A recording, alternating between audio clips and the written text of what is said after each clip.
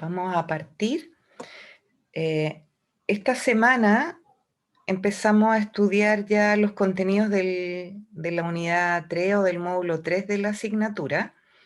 Y como yo les dejé descrito en el aula, en esta unidad lo que vamos a hacer es estudiar estructuras de datos en C. Entonces vamos a estudiar arreglos de una y de dos dimensiones, aunque también se permite manejar arreglos de más de dos dimensiones.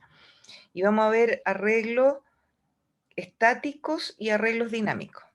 Los arreglos estáticos ustedes ya los saben usar porque lo usaron el semestre pasado en fundamentos de algoritmo, pero ahora los vamos a ver en C.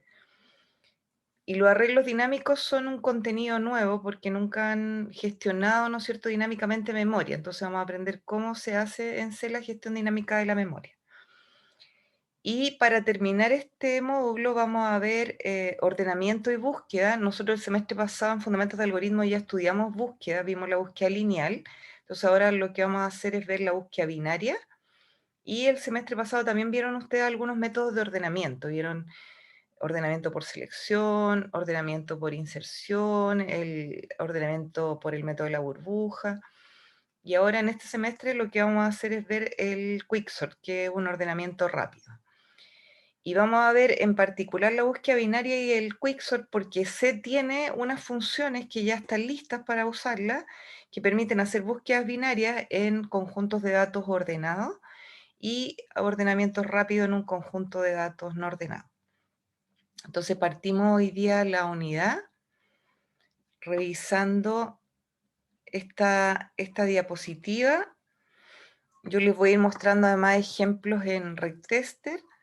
El objetivo de esta primera sesión de la unidad 3 es que ustedes conozcan qué es una estructura de datos, o lo repasen, porque ustedes ya saben lo que es una estructura de datos, que conozcan qué tipos de estructuras de datos nos proporciona este lenguaje, el C, y también saber cómo se clasifican las estructuras de datos según el tiempo en que se gestiona su espacio de almacenamiento. Y vamos a ver, por supuesto, cómo declarar y cómo usar arreglos unidimensionales en C. Entonces vamos a partir viendo el concepto de estructura de datos, que esto es un repaso porque ustedes ya saben que una estructura de datos es un conjunto de variables que están organizadas dentro de la memoria de cierta forma, están organizadas lógicamente de cierta forma dentro de la memoria del computador. Ahora, dependiendo de cuál es la estructura en particular que nosotros estemos usando, las variables almacenadas dentro de esta estructura en C pueden ser del mismo tipo o de diferente tipo. Entonces vamos a ver ahora cuáles son los tipos de estructuras de datos que tiene C. En C existen los arreglos, que pueden ser de una dimensión, que ustedes los conocen como vectores, o pueden ser de dos dimensiones, que ustedes los conocen como matrices, pero también pueden haber de más de dos dimensiones. O sea, podemos tener vectores acá que tengan 3, 4, 5 o más dimensiones. Los arreglos, que son los que vamos a estudiar en esta unidad, permiten almacenar siempre datos del mismo tipo. Entonces, por ejemplo, yo voy a tener un arreglo de números enteros, de un arreglo de números real, un arreglo de caracteres, un arreglo de registro, en fin, siempre voy a tener vectores, arreglos, matrices o arreglos multidimensionales que almacenen datos del mismo tipo. Aquí podemos ver que este es un arreglo. En C el primer índice es el 0 y en cada posición del arreglo puedo guardar un dato pero del mismo tipo. Y lo mismo pasa, por ejemplo, en el caso de las matrices, que yo voy a tener también acá un conjunto de elementos que están dispuestos en filas y en columnas, ¿no es cierto? Aquí tengo una serie de columnas y acá tengo una serie de filas, y en cada una de las casillas de este arreglo bidimensional voy a almacenar datos del mismo tipo. Y lo mismo pasa con las cadenas, que las vamos a estudiar en la unidad 4. En las cadenas puedo almacenar datos de tipo carácter en cada una de sus posiciones. Otro tipo de estructura de datos que tiene el C son los registros, que se llaman struct, y estos registros permiten almacenar datos de distinto tipo. Entonces, dentro de un registro yo puedo, por ejemplo, almacenar un valor entero, un valor real, una cadena de caracteres, en fin. Puedo agrupar variables de diferente tipo. Y también tenemos las cadenas de caracteres que se denominan string, que en el fondo permiten almacenar un conjunto de caracteres. En esta unidad vamos a estudiar arreglos que almacenan datos de un mismo tipo. Y en la última unidad del curso vamos a ver registros, cadenas de caracteres y archivos. Entonces vamos a partir ahora con la clasificación de las estructuras de datos en C. En C yo puedo clasificar una estructura en estas dos categorías, estáticas o dinámicas. En el caso de las estructuras de datos estáticas, el espacio de almacenamiento que utilizan para guardar los datos lo vamos a reservar en tiempo de compilación. Entonces, cuando yo escriba el programa, voy a decir cuál es el tamaño de esa estructura y después cuando lo compile, el computador ya va a saber, el sistema operativo en el fondo, va a saber cuántos datos como máximo puedo guardar en ella. Y ese tamaño no puede aumentar ni tampoco puede disminuir en tiempo de ejecución. Cuando yo ejecuto el programa, ese tamaño no lo puedo ampliar ni tampoco achicar. En cambio, en las estructuras de datos dinámica, el espacio de almacenamiento se gestiona en tiempo de ejecución, de acuerdo a la necesidad. Si yo necesito más espacio para almacenar más datos, pido más espacio. Y si yo quiero, por ejemplo, reducir el espacio que estoy usando porque ya no lo necesito, o hay algunas posiciones que ya no necesito, las puedo liberar. Por lo tanto, en este tipo de estructuras yo puedo aumentar o disminuir el tamaño de el vector, de la matriz, de la cadena, de lo que esté usando, de la estructura de datos que esté usando en tiempo de ejecución. Y eso también lo vamos a ver en esta unidad. Entonces vamos a partir viendo arreglos de una dimensión. Si ustedes se acuerdan del semestre pasado, los arreglos de una dimensión permiten almacenar un conjunto finito y homogéneo. Esto quiere decir que todos los datos son del mismo tipo de datos. Y estos datos en el vector se almacenan siempre en posiciones consecutivas de memoria, uno al lado del otro. En C lo que tenemos que tener claro es que la indexación es en base 0, a diferencia, por ejemplo, de Pascal, que la indexación era en base 1 o que la indexación era variable. ¿Se acuerdan que uno podía usar la indexación que uno quisiera? Acá siempre la indexación es en base 0. Entonces, por ejemplo, acá yo tengo un vector que almacena el dato 50 en la posición 0, el dato 65 en la posición 1 y el dato 70 en la posición 2. Entonces, el vector este que almacena 3 datos va a tener posiciones de la 0 a la 2, pero va a almacenar 3 datos. Y esos datos, por ejemplo, el 50 va a estar ubicado en una determinada posición de memoria, la 205, supongamos. Y el siguiente va a estar en la 206 y el siguiente en la 207. Ahora, eso depende mucho de cuántos bytes ocupa el dato. Porque, por ejemplo, aquí yo estoy suponiendo que cada uno de estos datos numérico entero ocupa un byte. Entonces, si este dato está en la dirección 205, este va a estar en la 206 y este en la 207. Pero si cada uno de estos datos ocupara, por ejemplo, 2 bytes, este primero va a estar en la 205, este va a estar en la 207 y este en la 209. Si ocuparan 4 bytes, este va a estar en la 205, este en el 209 y este va a estar en el 213, en la dirección 213. Y si ocupa 8, lo mismo. Parte en la 205, la siguiente en la 213 y la siguiente sería la 221. Entonces, por eso es importante conocer qué tipo de datos almacena el vector, porque de eso también va a depender cuál es la dirección de memoria del siguiente elemento dentro del vector. Si alguien tiene alguna duda, puede preguntar. Ahora vamos a ver cómo se declara un vector estático en C. Vamos a ver en el fondo la sintaxis, que es bien simple. Primero yo voy a especificar qué tipo de datos va a almacenar el vector, luego el nombre y luego el tamaño físico entre corchetes. Entonces aquí, por ejemplo, voy a poner tipo de dato, nombre del vector y entre corchetes el tamaño físico. Es decir, cuántas posiciones quiero reservar. Y termino la declaración con un punto y coma. Aquí hay algunos ejemplos de declaración de vectores con talla constante, porque después les voy a mostrar que también podemos declarar vectores en C con talla variable, pero hay que tener solamente una precaución. Si yo quiero declarar, por ejemplo, vectores de talla constante, aquí yo estoy declarando, por ejemplo, este vector de enteros, que va a almacenar enteros, y quiero que guarde 10 valores. Entonces aquí yo puse talla, que es una constante simbólica que yo declaré, que vale 10. Y ahí estoy declarando un vector de 10 posiciones para almacenar 10 enteros. Este vector de reales también va a reservar 10 posiciones para almacenar float. Entonces, en este caso, por ejemplo, como los float ocupan 4 bytes cada uno, lo que yo estoy haciendo acá es reservar 40 bytes de memoria. 4 bytes para cada uno de los 10 reales. Y en este caso, estoy declarando un vector de caracteres de tamaño 100, como va a almacenar en cada posición un carácter y cada carácter ocupa un byte, lo que estoy haciendo es reservar 100 bytes, uno para cada carácter. Entonces ahí ya tengo declarados 3 vectores de distinto tamaño. Aquí lo que importa es como la longitud en byte. Y por supuesto, la cantidad de posiciones que yo reservé para almacenar datos en un programa. Ahora, también yo puedo en C declarar vectores de talla variable. Entonces, para eso yo puedo declarar, por ejemplo, una variable que se llame talla.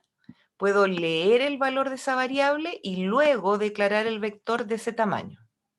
Pero ojo, acá hay que tener siempre la precaución de que debo declarar la variable primero, luego tengo que leer un valor o darle un valor con el operador de asignación a esa variable y luego puedo declarar el vector.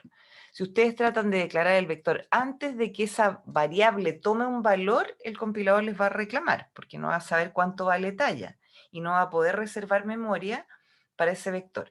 Ahora, esto no es gestión dinámica de la memoria.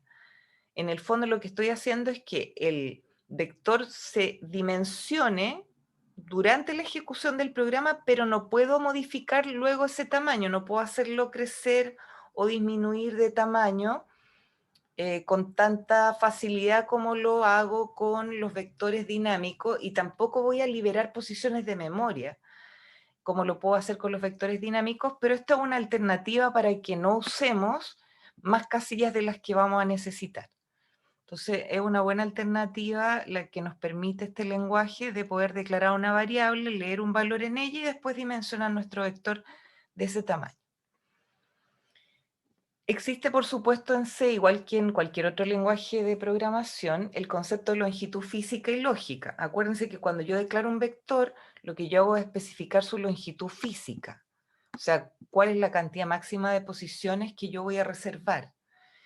Y también existe la longitud lógica, que es la cantidad de posiciones que realmente ocupo dentro de ese vector. Por ejemplo, en este vector que tiene 10 posiciones físicas, yo estoy ocupando solamente 3 posiciones lógicas. Entonces aquí la longitud física es 10 y la longitud lógica es 3. La longitud lógica es súper importante porque si yo quiero procesar este vector, me interesa la longitud lógica más que la física. Porque si yo proceso la longitud física y accedo a estas posiciones que están sin datos, voy a encontrar acá basura que no me interesa procesar. Pero eso ustedes ya lo saben porque lo vieron en Fundamentos de Algoritmo. Ahora, ¿cómo indexo un vector estático en C? Para yo acceder a cada elemento de un vector, tengo que especificar el nombre del vector y entre corchetes el índice. Y el índice en el fondo va a ser un valor de tipo ordinal que va a representar a qué posición específica del vector yo quiero acceder. Y eso es equivalente a otros lenguajes de programación como Pascal. Aquí yo les voy a mostrar un ejemplo de un primer código donde usamos vectores sin usar funciones. Aquí en este código yo defino la talla igual a 10 y dentro de la función principal declaro este vector local a la función main de tamaño 10 que va a almacenar entero. Y aquí en este bloque de código lo que estoy haciendo es recorrer el vector para poblarlo. Entonces declaro una variable i parte en 0, que es la primera posición del vector.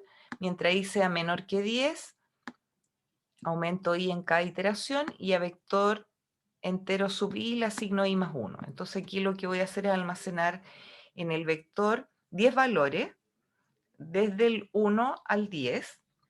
El 1 va a quedar en la posición 0, el 2 en la posición 1, el 3 en la posición 2 y así sucesivamente hasta el 10 que va a quedar en la posición 9. Y finalmente acá lo que hago es recorrer el vector desde la primera posición hasta la última, pasando por cada casilla, y aquí voy mostrando el contenido del vector. ¿Ya? Entonces, la indexación, como les decía, implica solamente usar el nombre del vector y entre corchetes decir en qué posición específica me quiero ubicar, para asignarle un valor a esa posición o para leer el valor que en esa posición se almacena. Los vectores en C también pueden ser inicializados y yo puedo inicializar un vector al declararlo o después de declararlo. Si yo lo quiero inicializar al declararlo, lo puedo inicializar con un valor único por defecto o con valores específicos diferentes. Y si quiero inicializarlo después de declararlo, lo puedo declarar con un valor único o con valores distintos. Entonces vamos a ver acá la inicialización de un vector al declararlo. Por ejemplo, si yo pongo el tipo del vector, el nombre, entre corchetes del tamaño, un igual y un par de llaves, una que abre y una que cierra, el vector va a ser inicializado, independiente de cuál sea su tipo, con valores 0. Lo vamos a ver en RecTester para que les quede claro. Entonces, supongamos que yo tengo este vector y yo quiero que ese vector tenga tamaño 10 y digo acá que lo voy a inicializar con un valor fijo, que en este caso es 0 por defecto. Y luego vamos a mostrar ese vector para que veamos que efectivamente tiene solo valores 0. Entonces aquí vamos a poner menor que 10 y más.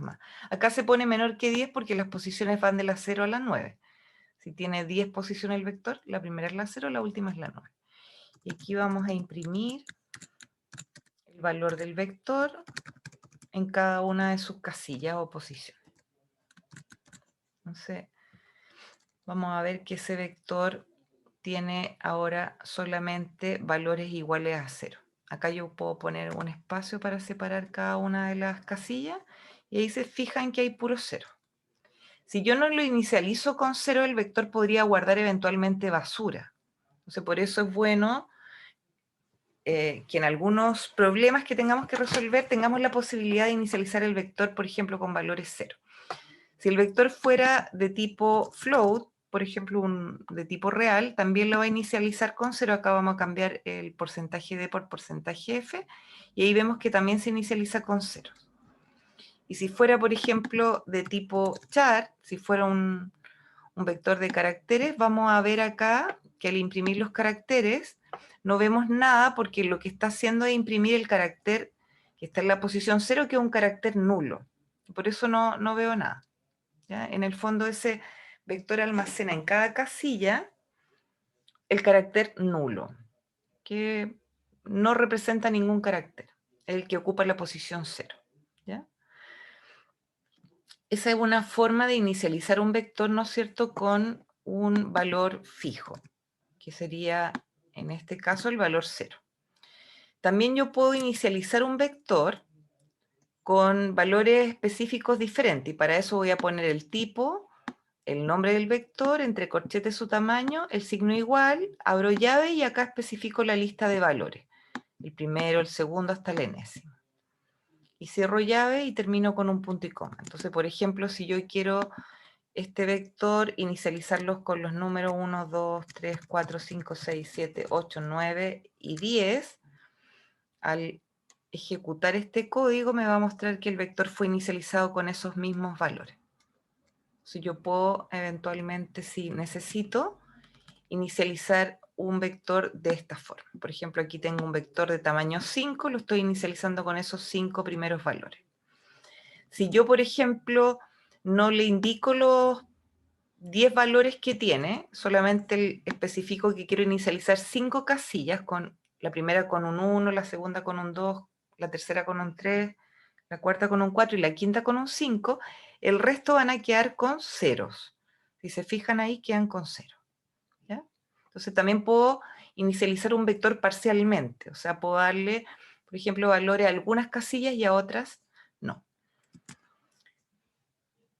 pero siempre que yo especifique valores, esos valores que yo especifique se van a almacenar en las primeras casillas. Por ejemplo, si yo especifico 2 valores, voy a inicializar las 2 primeras casillas y las restantes no. Vamos a ver cómo se inicializa un vector después de declararlo. Si yo quiero inicializar un vector después de declararlo, entonces lo voy a declarar y después obligatoriamente voy a tener que, a través de un ciclo, inicializarlo con un valor único. Por ejemplo, aquí yo estoy recorriendo el vector desde la posición 0 hasta la última y le estoy asignando el valor 1. Entonces después cuando muestre cada una de las posiciones de ese vector, lo que voy a ver son puros 1. Como por defecto, cuando yo declaro un vector, lo puedo inicializar con 0, supongamos que ustedes necesitan inicializar el vector con valores 100, con valores 1, con valores menos 1, entonces también tienen la posibilidad de declararlo y después inicializarlo con un ciclo. Y si quieren inicializarlo con valores diferentes, también lo pueden hacer usando un ciclo. Yo, por ejemplo, acá declaré un vector de tamaño 5, luego declaré una variable i para recorrer el vector, voy a ir desde la posición 0 hasta la 4, pasando por cada casilla, y en cada casilla voy a almacenar el valor i más 1. Entonces, cuando i vale 0, voy a guardar en la posición 0 un 1, cuando i vale 1, en la posición 1 voy a guardar un 2, cuando i vale 2, en la posición 3 voy a guardar un 4, y así sucesivamente. Entonces, también puedo, después de declarar el vector, inicializarlo. Pero todas esas cosas ustedes ya lo han visto en los semestres previos. Esta inicialización post declaración ya la vieron, lo que no habían visto era la inicialización en la declaración, que es algo que aporta este lenguaje C al programador. Lo que vamos a ver ahora, no sé si tienen alguna duda hasta acá, o si está todo claro hasta acá para que podamos hablar ahora de otros aspectos importantes en materia de vectores. Yo tengo una pregunta. Dime. Em, ¿Se puede inicializar un vector, pero en una función? Sí, sí puedes inicializar un vector en una función, pero ese vector va a ser local a la función. Entonces, eso les voy a explicar ahora, y a través de los ejercicios que vamos haciendo, les voy a explicar que en el fondo los vectores, cuando yo los declaro dentro de una función, tienen vigencia dentro de la función, de esa función, pero yo se los puedo traspasar a otra función. Vamos a ver cómo es ese traspaso, si salen o no salen modificados y esas cosas, pero sí se puede. Tú puedes dentro de una función distinta a la función main inicializar vectores locales, declarar vectores locales y utilizar esos vectores locales. Lo que vamos a ver después es como el tema de las posiciones de memoria que reservaste localmente, qué pasa cuando tú las traspasas de una función a otra. Eso lo vamos a ver, pero primero quiero que veamos este concepto de puntero, ¿ya? Acá me dicen que cuando yo declaro un vector, el nombre del vector es un puntero que almacena la dirección de memoria que ocupará el primer elemento. Y eso es súper importante porque después cuando yo transfiera un vector a una función, lo que estoy transfiriendo no es un conjunto de datos, sino que estoy transfiriendo la dirección de memoria donde parte ese vector, ¿ya? Entonces vamos a ver acá la dirección de memoria de cada elemento de un vector. Yo se los voy a mostrar aquí en RecTester para que les quede más claro. Aquí supongamos que yo tengo este vector de 5 elementos, del 1 al 5.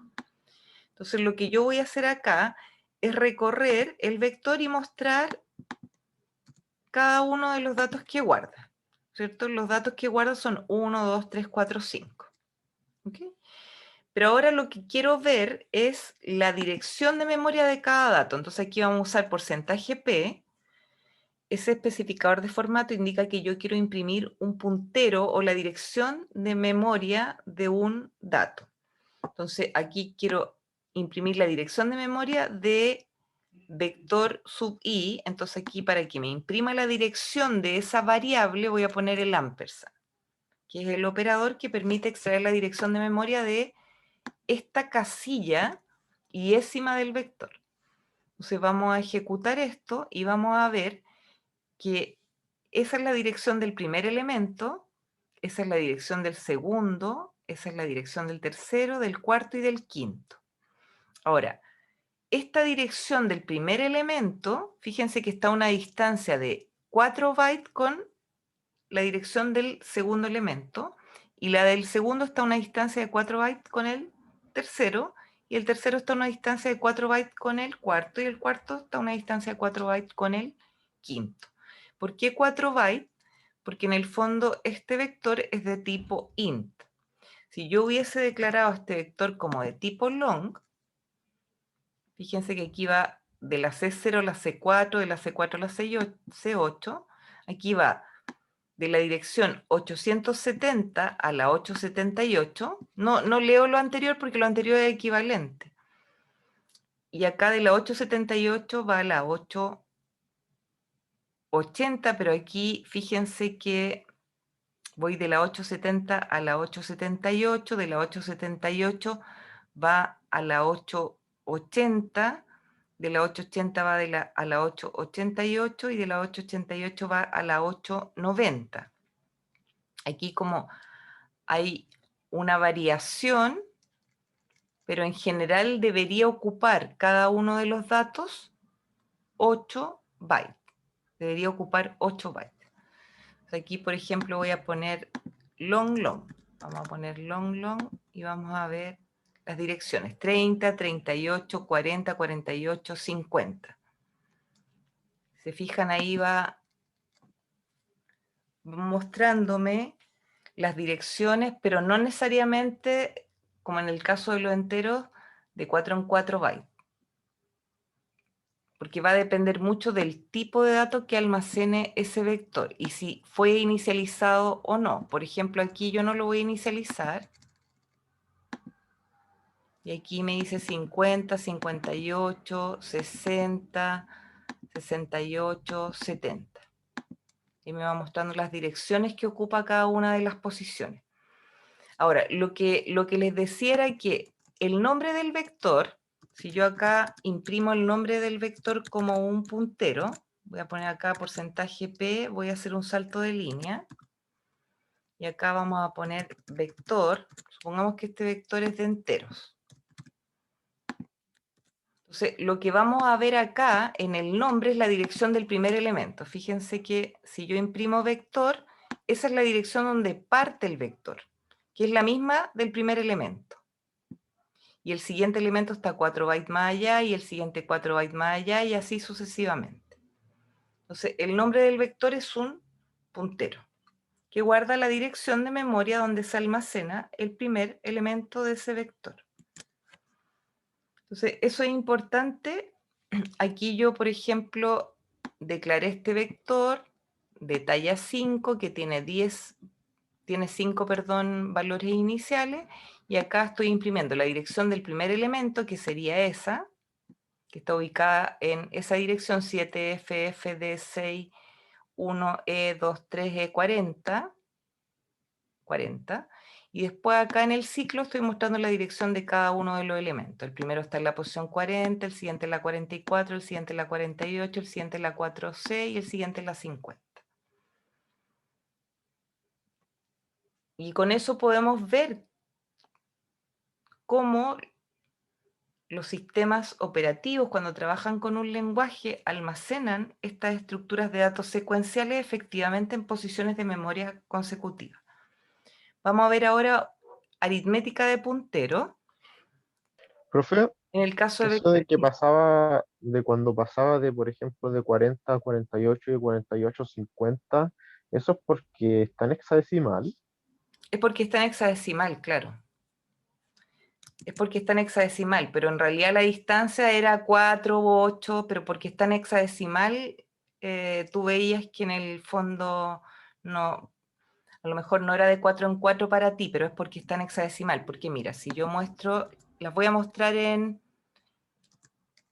entero, en formato entero, para que quede más claro. Ahí te fijas que es Ahí la estoy mostrando en formato entero. Entonces esta es 128, esta es 132, esta es 136, este es 140 y este es 144. Ahí se nota mejor que es cada 4, ¿no? Sí, Pero lo otro era porque era en hexadecimal, entonces había que hacer como la conversión a decimal para poder ver que la distancia era 4. Y si yo acá pongo que es de tipo long, va a ser cada 8. 56, 64, 72, 80, pero ahí va cambiando el número completo.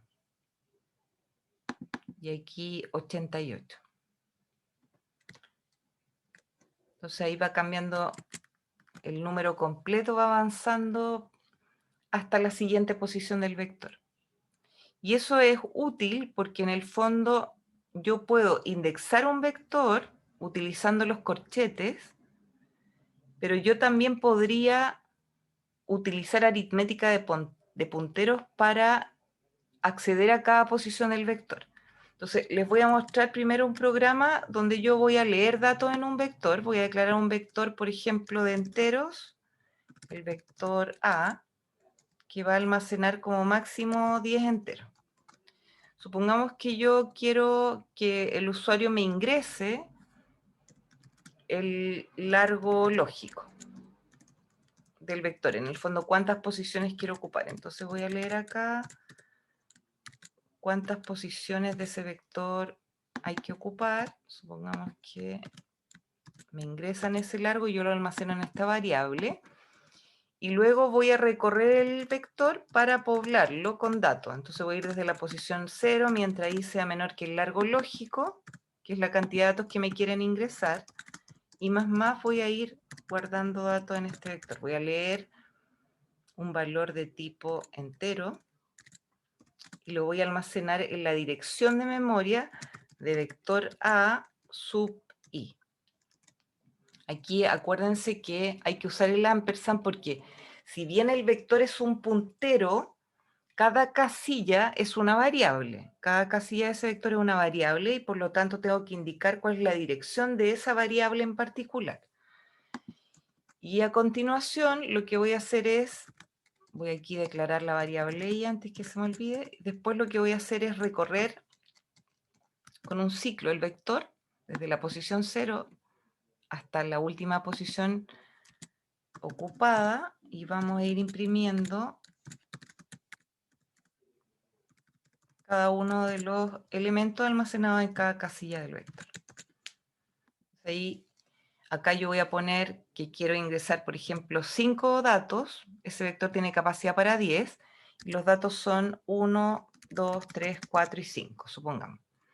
Entonces, este programa va a leer cada uno de esos datos, los va a almacenar en cada casilla y después lo vamos a mostrar.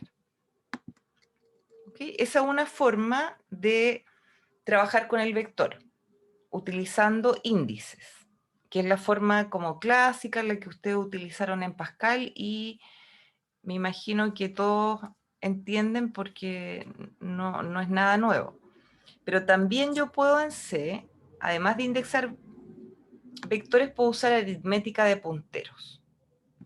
Y esto es diferente porque en el fondo aquí me dicen que yo puedo leer el largo lógico del vector y acá puedo leer, pero en vez de indexar, puedo decir que quiero guardar en la dirección de vector A más I el valor que me ingresen. ¿Y por qué aquí es vector más I? Porque estoy aplicando aritmética de puntero. Estoy diciéndole al computador que desde esa dirección se desplace I posiciones. Por ejemplo, cuando el I vale 0, la dirección de vector A va a ser la dirección de la primera casilla. Si yo le sumo 0, voy a decir que en esa primera casilla guardo un valor. Cuando el i vale 1, lo que hace el computador es, a partir de la posición inicial del vector, desplazarse 1 multiplicado por la cantidad de bytes que tiene un entero. O sea, 1 por 4 bytes. Y se desplaza 4 bytes hacia la derecha para acceder a la siguiente casilla. Cuando el i vale 2, desde la posición inicial me voy a desplazar 2 por 4, 8 bytes. Y con esto también yo puedo poblar un vector. De hecho, si yo ejecuto esto, fíjense que igual leyó, guardó y después puedo mostrar el contenido. Esa es otra forma de moverse por las casillas dentro de un vector, ¿ya? Pero usando punteros y aritmética de punteros. Y también puedo, en vez de indexar para mostrar el contenido, puedo usar aritmética de punteros. Entonces puedo decir que quiero acceder a la posición de vector A más I.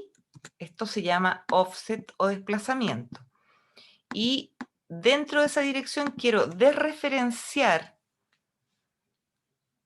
a ese puntero para acceder al contenido de esa dirección de memoria y mostrarla por pantalla. Entonces aquí, si yo ejecuto esto, estoy almacenando y también mostrando, pero estoy usando aritmética de puntero, vector A más I, y acá estoy moviéndome por la memoria y desreferenciando el contenido de cada una de esas posiciones de memoria por las que voy pasando. Y este mecanismo es más rápido que indexar, porque en el fondo la indexación oculta en el fondo al programador, oculta como esto que realmente está ocurriendo. En vez de que el programador use aritmética de punteros, lo que hace es decirle indexa, pero por detrás. El programa en realidad lo que está haciendo es una aritmética de puntero. Y lo que hace el programa por detrás es decir, a este vector que parte en una dirección, yo le voy a ir sumando este índice para poder avanzar. Esto es más directo y por lo tanto es más rápido. En este curso ustedes pueden usar aritmética de punteros o pueden usar indexación. Da lo mismo porque tampoco es mucho más lento indexar, pero sí tiene un costo de procesamiento. Y eso lo que hace en el fondo es ocultar esta complejidad del uso de aritmética de punteros para moverme por la memoria de un vector. ¿Ya? Entonces, por ejemplo, acá podría yo haber leído los datos usando indexación y haberlos mostrado usando aritmética de puntero. Y siempre voy a obtener el mismo resultado. Les voy a mostrar acá un poco de qué se trata esto. Supongamos que yo aquí tengo el vector.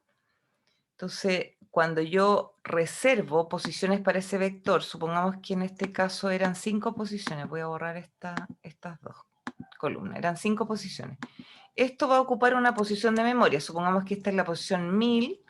Como el vector es un vector de entero, esta va a ser la 1004, esta va a ser la 1008, esta va a ser la 1012 y esta va a ser la 1016.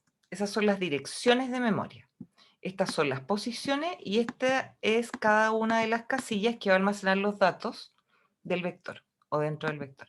Entonces, cuando yo pongo aquí en mi código que quiero leer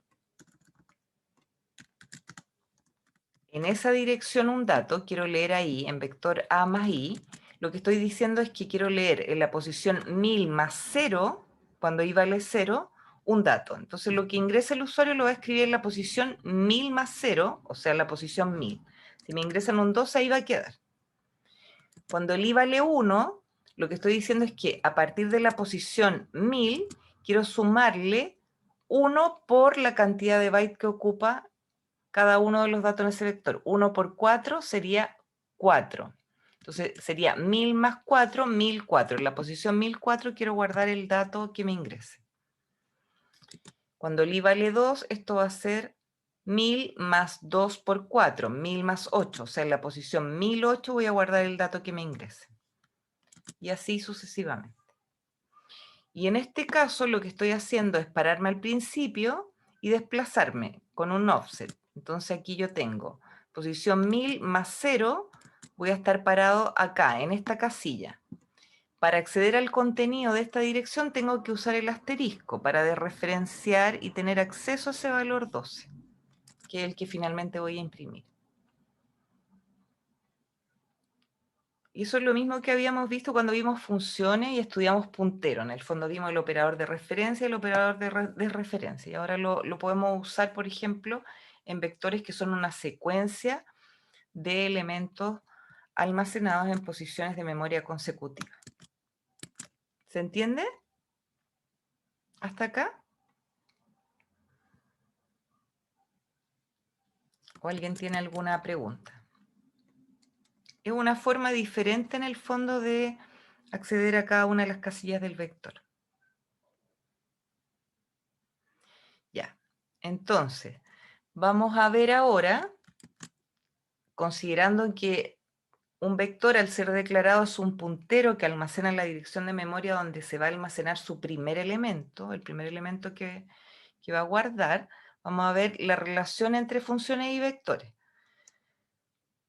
Como nosotros sabemos, se permite traspasar un vector completo desde una función a otra función, pero el traspaso de un vector a una función es distinto al traspaso de un escalar. Cuando una función llama a otra y le traspasa una variable escalar, acuérdense que el contenido de la variable escalar se copiaba en el parámetro formal correspondiente. Por ejemplo, si yo llamaba a una función factorial y le traspasaba el 5, ese valor 5 se copiaba en el parámetro formal número y después se procesaba. Ahora, en este caso, como vamos a traspasar vectores, el comportamiento es diferente, porque ya no estoy traspasando un escalar, sino que una estructura de datos. En el caso de los escalares, como les decía, yo traspasaba una copia. Entonces, a eso se le denomina traspaso por valor. Entonces, si la copia, ¿no es cierto?, de esta variable escalar dentro de la función se modificaba, no afectaba a la variable original. En cambio, cuando yo traspaso un vector a una función, lo que realmente yo paso es la dirección del primer elemento del vector. Por lo tanto, no hay una copia de los datos almacenados en el vector y no es necesario especificar su dimensión. Y ese tipo de traspaso de vectores ahorra memoria, porque en el fondo no tengo que traspasar todos los datos, sino que le digo dónde parte el vector a la función. El tema es que al decirle dónde parte el vector, le doy acceso a cada una de las posiciones que ocupa ese vector. Y por lo tanto, si la función modifica alguna de esas posiciones, esa modificación sí va a ser visible fuera de la función, ya no va a ser temporal, porque no estoy traspasando o transmitiéndole a la función una copia de valores, sino que le estoy traspasando la dirección donde parte ese conjunto de valores. Entonces tengo que tener ojo, porque si yo, por ejemplo, acá declaro este vector de tamaño 5 y lo inicializo con esos valores, y acá yo le traspaso a mostrar vector el vector y su tamaño, lo que yo traspaso acá en realidad es la dirección del primer elemento. Y acá estoy traspasando la cantidad de elementos. Y dentro del mostrar vector, yo puedo trabajar con este vector que tiene esa determinada talla física y esa cantidad de elementos lógicos y puedo recorrer cada una de sus posiciones y mostrar su contenido. Esta es una forma, es una notación para hacer el traspaso. Acá ponemos el tipo de dato y entre corchetes el tamaño físico y acá la talla lógica. Entonces, cuando yo defina la función, porque aquí la estoy prototipando, voy a poner el tipo, el nombre del vector y la talla física y acá su talla lógica.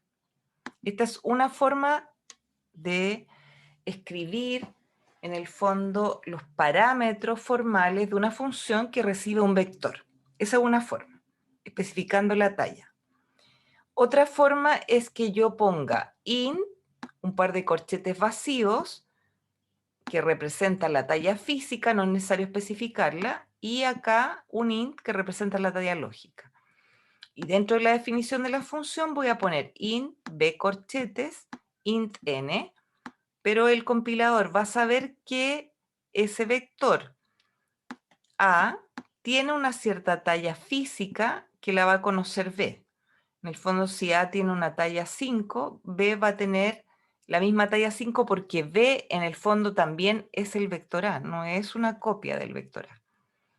Y por último, la última anotación, que es la que yo voy a usar siempre para que no se nos olvide que estamos trabajando con punteros, es esta. Yo puedo decir que la función mostrar vector recibe un puntero entero con la dirección del primer elemento de ese vector y la cantidad de elementos de ese vector. Y acá en su definición voy a decir que B es un puntero, un conjunto de enteros, y que además recibo la talla lógica. A pesar de que B sea un puntero, yo puedo indexarlo de todas maneras. O lo puedo trabajar como puntero. Entonces, hay tres formas, voy a mostrarles acá, hay tres formas de definir una función que recibe como parámetro un vector. Entonces vamos acá a declarar un vector A, supongamos que este vector A es de talla 10. Entonces yo aquí voy a llamar a un poblar, y vamos a poblar A en una función. Lo más eficiente es que lo trabajemos con un puntero. Eso es lo mejor, trabajarlo con un puntero. Porque además después cuando veamos vectores dinámicos, vamos a tener que obligatoriamente usar la última notación, la de asterisco. No vamos a poder usar los corchetes porque no va a tener un tamaño definido el vector, como en el caso de los vectores estáticos. Vamos a trabajar con vectores dinámicos que los vamos a ir dimensionando, redimensionando según necesitemos.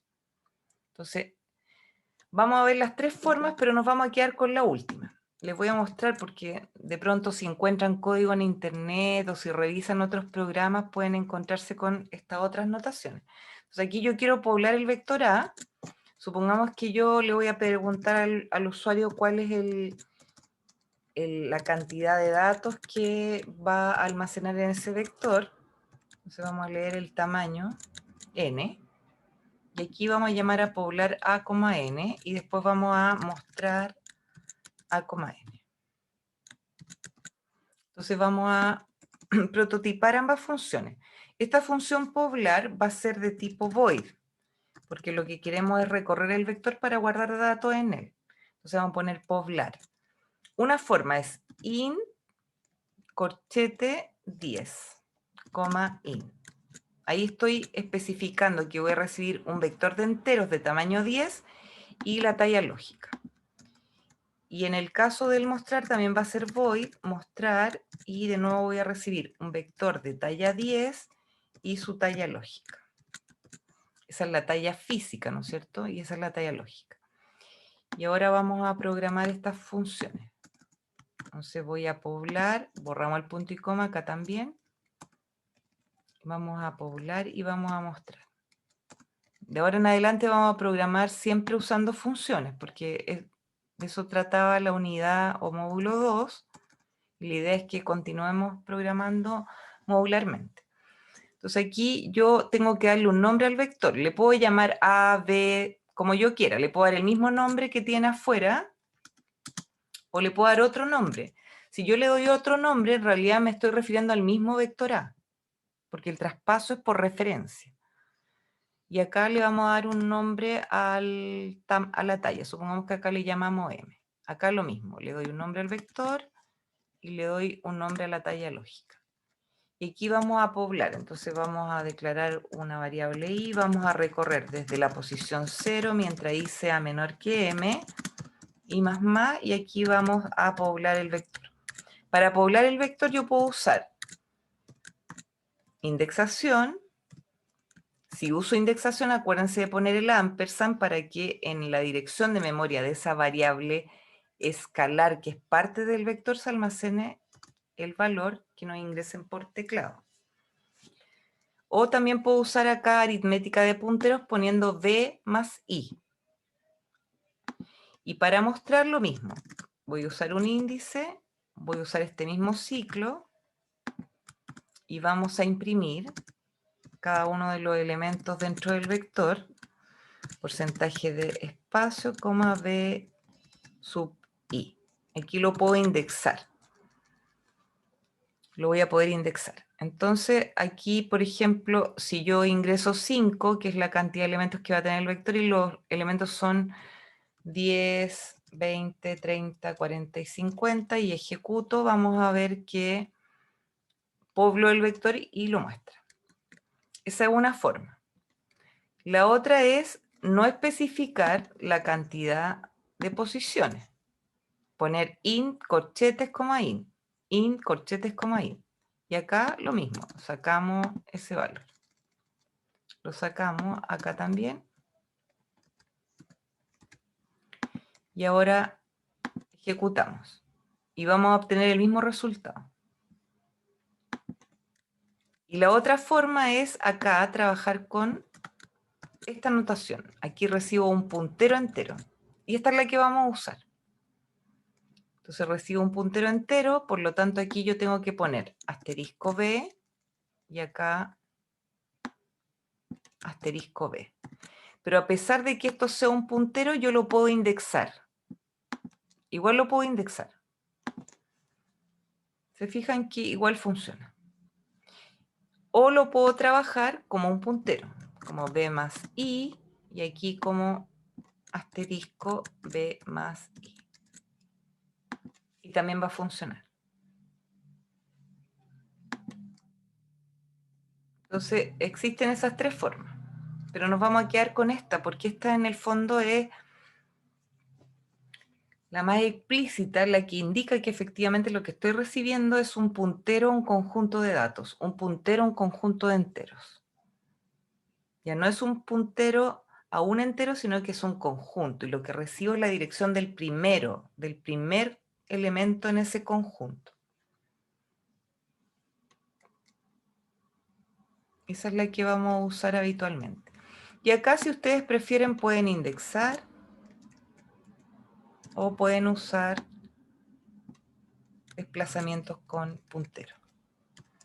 En el caso de los vectores simples, después cuando veamos matrices, vamos a ver que ahí el desplazamiento no es tan simple, no es tan directo. Hay que definir una fórmula de desplazamiento. ¿Hasta acá queda claro? Entonces, si queda claro, recuerden que ustedes el semestre pasado estudiaron operaciones básicas sobre vectores, el semestre pasado, el antepasado, cuando habían hecho el curso de fundamentos de algoritmo. Y dentro de las operaciones básicas, vieron cómo recorrer un vector, cómo pasar por cada una de las casillas para realizar alguna operación sobre el dato almacenado en esa casilla, vieron cómo insertar elementos en un vector al final o en una posición específica para mantener un orden ascendente o descendente, vieron cómo eliminar elementos en un vector haciendo la reestructuración del contenido del vector. ¿Se acuerdan que para eliminar un elemento teníamos que mover hacia la izquierda todos los elementos que estaban a continuación del que queríamos eliminar? Y también vieron la búsqueda lineal y ordenamientos, vieron el bubble sort, el insertion sort y el selection sort. De todas formas, yo les dejé unos videos con estos tres ordenamientos para que los revisen, están en el aula, para que puedan hacer un repaso por si a alguno se le olvidó cómo se ordenaba. Y en el caso de la búsqueda lineal, también voy a subir un video para que puedan repasarlo por si a alguien se le olvidó. Y estas otras operaciones, bueno, sobre todo la de recorrido la conocen muy bien, y la de inserción, me imagino que la recuerdan, y la de eliminación también la recuerdan, y si no, yo les subo un video volviendo a repasar inserción y eliminación. Yo tengo que asumir en este curso que ustedes saben recorrer un vector, insertar, eliminar, hacer una búsqueda lineal y ordenar, porque se supone que aprobaron fundamentos de algoritmo y ahí aprendieron todas estas operaciones.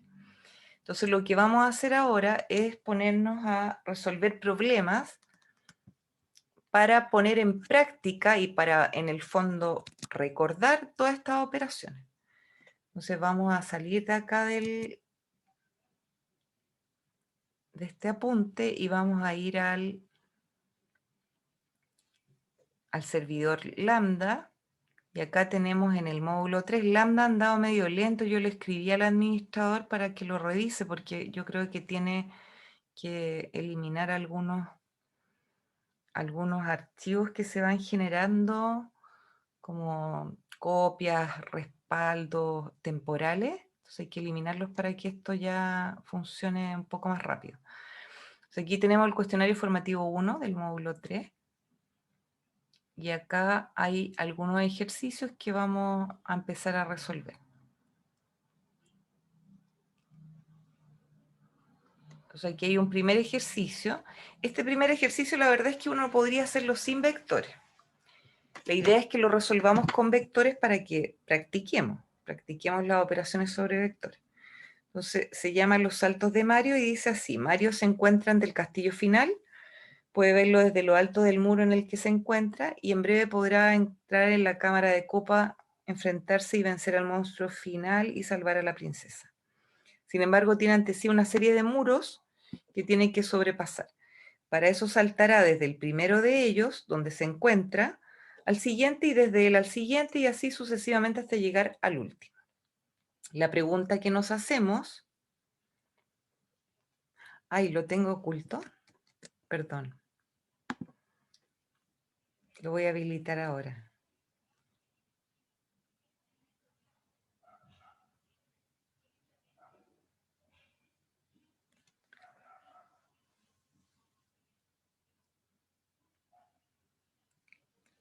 Está un poco lento acá, si se fijan, el servidor se demora como en responder.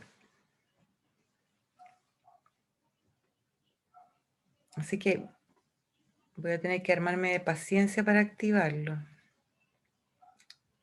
Les pido también un poco de paciencia. Sí, está súper lento. Lo que pasa es que le escribí al encargado de TI porque él tiene que hacer unas modificaciones en el servidor, pero no me ha contestado.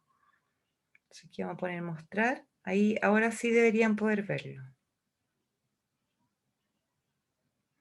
Sí, sí, hay que hacer hay que eliminar algunos datos, porque debe estar como a punto de quedar sin espacio.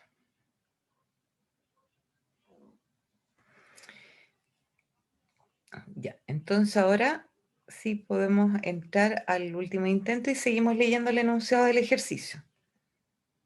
Acá hay que tener paciencia porque se demora en cargar el cuestionario.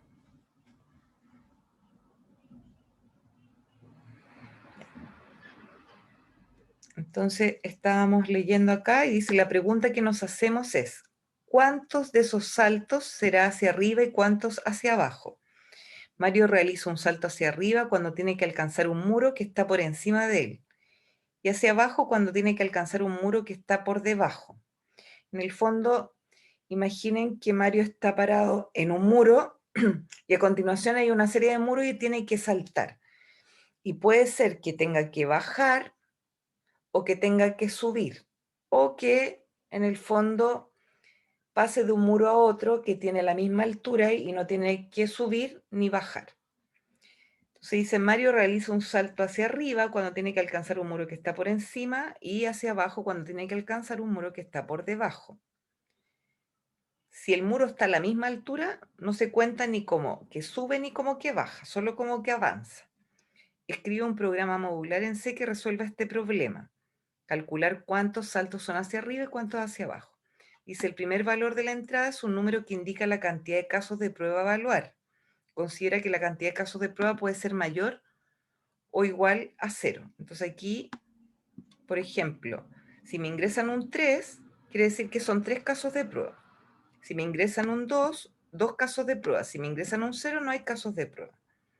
Cada caso de prueba comienza con un entero mayor a 0 y no mayor que 0 y no mayor que 10 elevado a 9, que indica el número de muros en el escenario. Recuerda que Mario se encuentra situado en la parte de arriba del primero. O sea que hay 8 muros. Y ahí está la altura ¿no es cierto?, de cada muro. Entonces, por eso dice acá, a continuación se proporciona la serie de enteros que indican la altura de cada muro. Asume que las alturas son positivas y mayores o iguales a 1. Entonces aquí tiene 8 muros que pasar. Él está parado en el primero. Y acá, por ejemplo, el muro 1 tiene altura 1, el muro 2 tiene altura 4, este tiene altura 2, este 2, 3, 5, 3 y 4. Entonces, para pasar de ese muro a ese muro, tiene que saltar hacia arriba. Cuento ese salto hacia arriba. Para pasar de 4 a 2, tiene que saltar hacia abajo. Cuento ese salto. Para pasar de 2 a 2, solo avanza. Para pasar de 2 a 3, salta hacia arriba. De 3 a 5, salta hacia arriba. De 5 a 3 hacia abajo y de 3 a 4 hacia arriba. Por eso hay 4 saltos hacia arriba y 2 hacia abajo. De un total de 8. Luego acá hay 2 muros. El primero mide 9 y el segundo 9. Esa es la altura. En cualquier unidad métrica da lo mismo. Entonces, en este caso, saltó 0 veces hacia arriba y 0 veces hacia abajo. Y en este último caso de prueba hay 5 muros. Este mide 1, este 2, 3, 4 y 5. Para pasar de 1 a 2 saltó hacia arriba, de 2 a 3 saltó hacia arriba, de 3 a 4 saltó hacia arriba y de 4 a 5 saltó hacia arriba. Entonces hay 4 saltos hacia arriba y 0 hacia abajo. Para cada caso de prueba, como les mostré recién, entonces hay que imprimir 2 enteros, uno con los saltos hacia arriba y otro con los saltos hacia abajo separados por un espacio.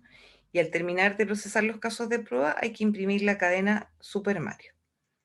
Entonces vamos a resolver este problema modularmente y utilizando funciones. Entonces aquí vamos a poner incluir standard input output.h, la función principal que es obligatoria. Y acá empezamos a escribir la solución.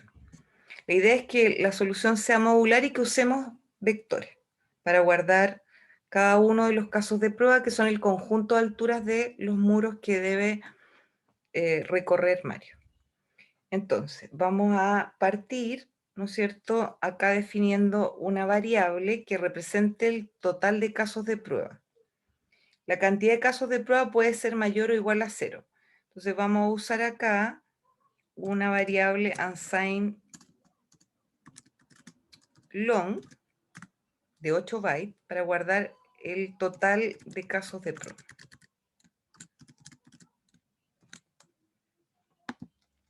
Y una vez que la declaramos, vamos a leer el total de casos de prueba, porque es el primer dato de entrada.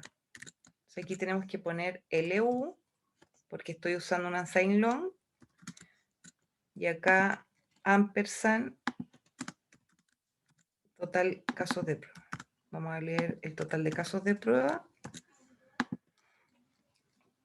Y una vez que sabemos cuál es el total de casos de prueba, los vamos a procesar. Vamos a procesar total casos.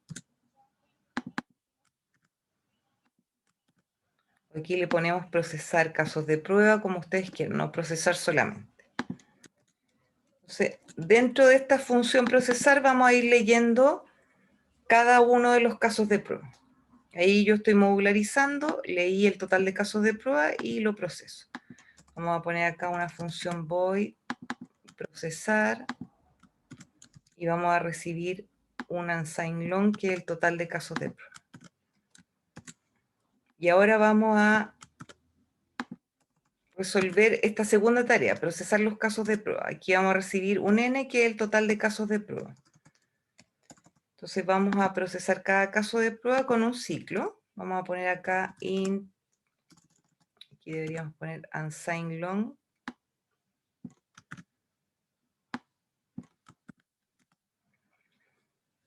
Y por ejemplo, y acá vamos a iterar desde i igual 1 y mientras i sea menor o igual que n. Esto lo pueden hacer con distintos ciclos. Yo estoy aquí usando un for, pero podrían hacerlo de otra manera. Si ustedes quieren usar el mismo n como variable de control de ciclo e irla disminuyendo, como eventualmente al disminuirla se va a transformar en negativa, podría ser dependiendo cómo ustedes manejen el ciclo, entonces declárenla de tipo long y no de tipo unsigned long. Entonces, el tipo de datos que usemos depende mucho como de la estrategia de solución que vamos a implementar. Claro, puede ser con un while n mayor a 0. También puede ser con un while n mayor a 0, porque en el fondo, como esto es una copia del total de casos de prueba, no lo vamos a afectar. Lo pueden hacer con ese for, o lo pueden hacer con un while n mayor que 0, como dice su compañero. Y acá tienen que asegurarse de que el n en el fondo, el último valor que toma es 0, que nunca se haga negativo, porque acuérdense que es unsigned long. Supongamos que yo lo pongo así, while n mayor a 0, entonces voy a ir leyendo en primer lugar, ¿no es cierto?, la cantidad de muros. Entonces la cantidad de muros me dicen que va a ser un valor mayor a 0 y no mayor que 10 elevado a 9. Entonces aquí voy a tener que trabajar con un tipo unsigned long, y ese va a ser la cantidad de muros. Y vamos a leer la cantidad de muros. Vamos a leerlo con un porcentaje LU, ampersand cantidad de muros. Ahí leí la cantidad de muros. Y ahora que leí la cantidad de muros, voy a declarar un vector que guarde las medidas de los muros, las alturas de los muros, y ese vector lo voy a declarar con esa cantidad de posiciones. En el fondo, para que usemos exactamente la cantidad de posiciones que necesitamos. Si hay 5 muros, se define el vector con 5 posiciones. Si hay 10 muros, con 10. Si hay 15, con 15. Pero aquí acuérdense siempre que primero tengo que leer el valor de la variable y luego puedo declarar el vector de ese tamaño. Y vamos a poblar el vector alturas muros con la cantidad de muros que me indican.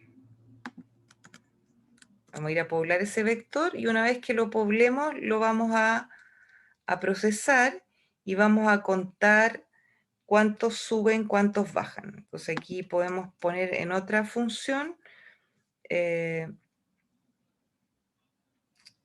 imprimir cuántos suben, cuántos bajan. O cuántas veces sube o cuántas veces baja. No sé, y como le pueden poner el nombre que quieran a la función. Imprimir, sube, baja. Entonces aquí vamos a traspasar el vector y la cantidad de muros para sacar la cuenta.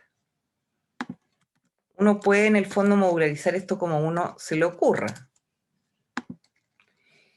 Entonces leo la cantidad de muros, declaro el vector, lo voy a poblar con los datos y después voy a imprimir cuántos suben, cuántos bajan, y acá voy a disminuir el valor de n para que se vaya descontando ese caso de prueba hasta que el while se haga 0 y termina. Y una vez que termina el procesar, vamos a imprimir acá Super Mario. Una vez que ya procesé todos los casos de prueba.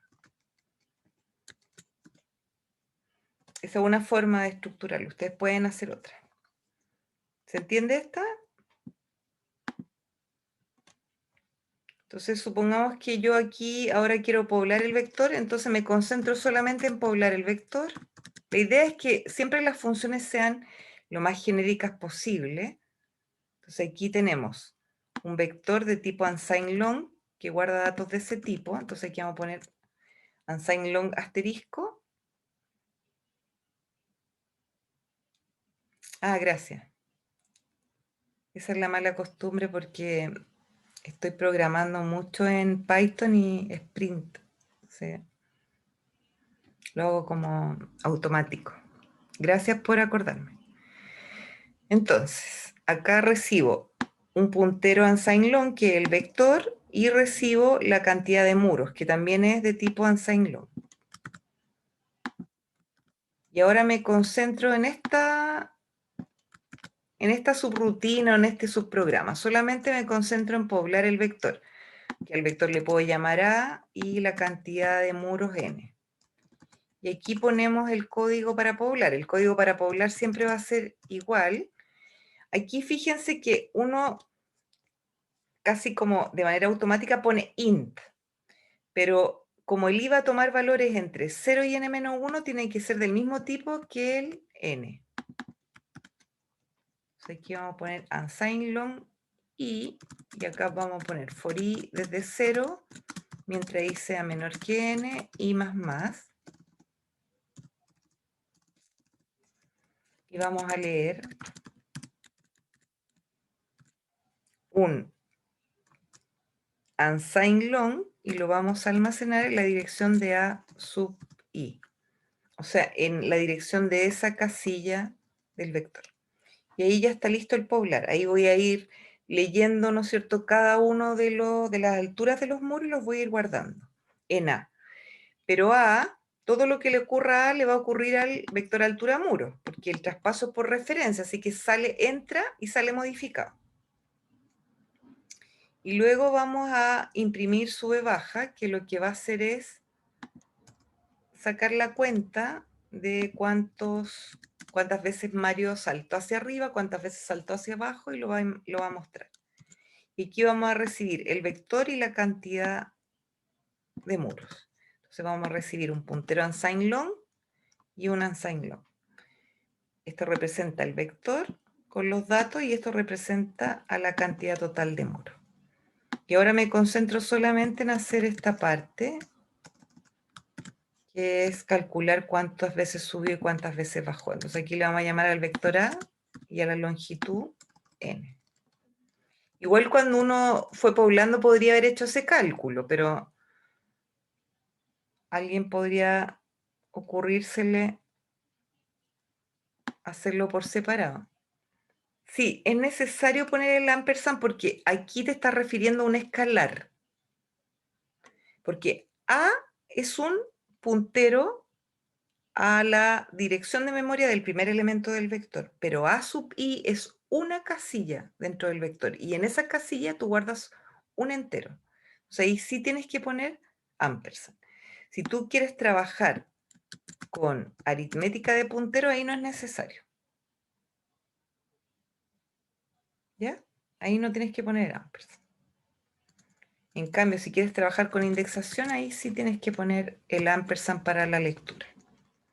Y acá en el sube-baja vamos a tener un contador, unsigned long, cuenta sube, le vamos a llamar a este contador, lo inicializamos en 0, y cuenta baja, que también lo vamos a inicializar en 0. Y vamos a tener una variable para recorrer cada una de las posiciones del vector, una variable i.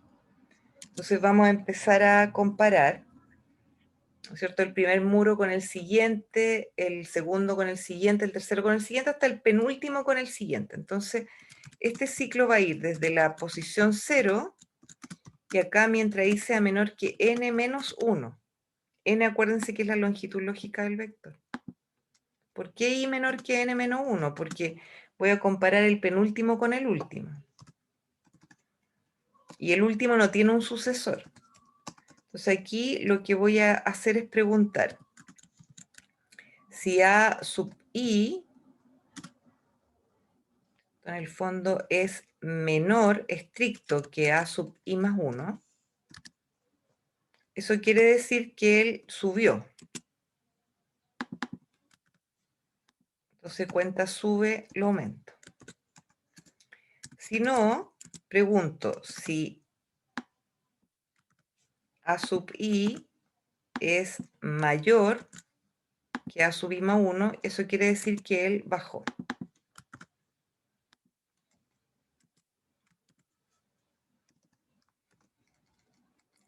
Y si eran iguales, no me interesa contarlo, porque aquí me están pidiendo que cuenta cuántos sube y cuántos bajan. Cuántas veces subió y cuántas veces bajó, cuántas veces dio un salto hacia arriba y cuántas veces dio un salto hacia abajo. Y aquí vamos a imprimir la salida. Vamos a imprimir la salida en una misma línea separadas por un espacio. Entonces vamos a poner porcentaje LU, espacio, porcentaje LU, saltamos la línea y aquí reemplazamos por cuenta sube y por cuenta baja. Vamos a ir a verificar si ese era el orden en que nos pedían los datos. Voy a ir a mirar acá, ¿qué dice? Dice uno con los saltos hacia arriba y otro con los saltos hacia abajo. Sí, estamos bien entonces. Entonces ahí resolvimos el problema, pero por partes, como por pasos. Entonces, en la función principal leo el total de casos de prueba y llamo a la función procesar. La función procesar procesa cada caso de prueba, lee la cantidad de muros, luego dimensiona, ¿no es cierto?, declara, define un vector que se llama alturas muro de ese tamaño, y luego llamamos a poblar el vector para ir almacenando cada uno de los valores que nos ingresan con las alturas de los muros. El poblar lee cada uno de esos datos y los guarda en el vector, y luego el imprimir sube baja lo que hace es recorrer el vector para contar cuántas veces Mario saltó hacia arriba, cuántas veces saltó hacia abajo, y después mostramos el resultado por pantalla. Vamos a comprobar a ver si está todo bien escrito, si es que no me faltó algún punto y coma, o me faltó algún paréntesis.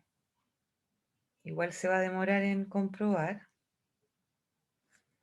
Yo por mientras lo voy a copiar acá en RecTester, que va a ser más rápido. Y lo vamos a probar con alguno de los casos de prueba, por ejemplo con este. Lo vamos a probar acá. Y vamos a ejecutar y ahí me muestra la salida, 420040.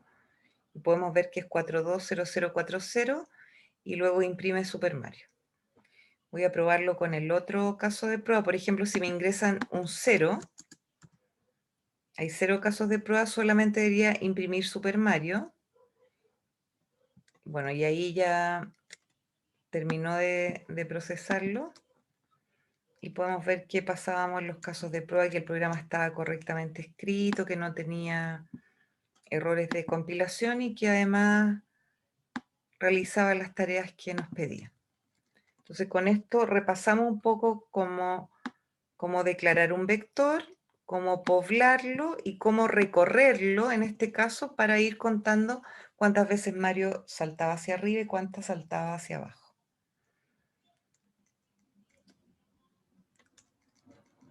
Ahora, le insisto, esta es una forma de resolverlo, podrían haber elegido otras formas. Por ejemplo, alguien a lo mejor quería primero contar cuántas veces subía y después contar cuántas veces bajaba. También es una alternativa.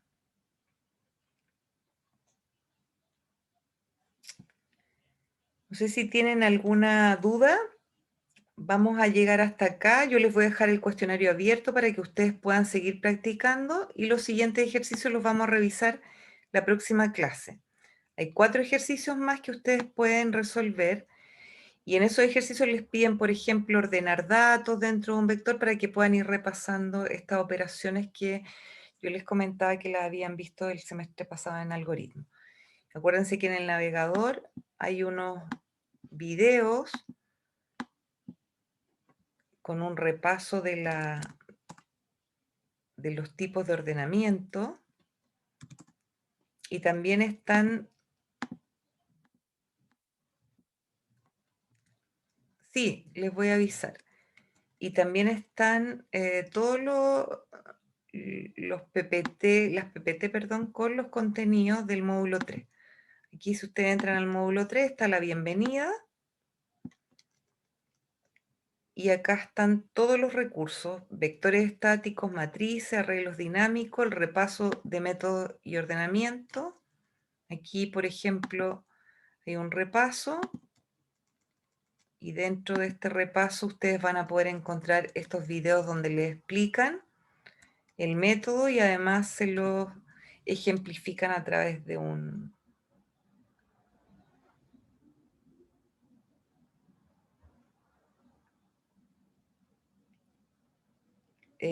sí, sí lo vi, Martín. Lo de la llave. ¿Eso? ¿O me estoy confundiendo? Bueno, y aquí también está el apunte de método de ordenamiento y búsqueda. Entonces aquí está todo lo que vamos a ver este módulo, para que lo puedan ir revisando a medida que tengan tiempo. Ya, vamos a llegar hasta acá. Yo voy a detener la grabación y nos vemos el día miércoles para que sigamos viendo ejercicio y empecemos a ver matriz.